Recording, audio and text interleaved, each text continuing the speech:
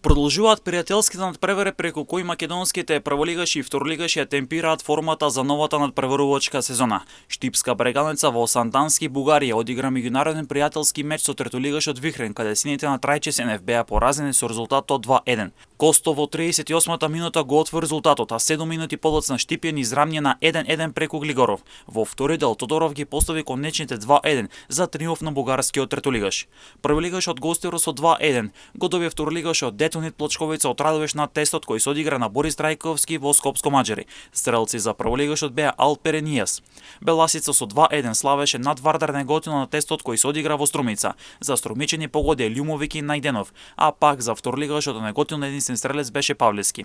Каменица Саса со минимални 0:1 славеше на пријателски надпревар против третолигашот Слогод Виница, а овој меч се одигра на градскиот стадион во Виница. Единствен стрелец на мечот беше Михаел Кузмановски, а погодокот падна во втори дел од мечот. Викендот следува нови пријателски надпревари.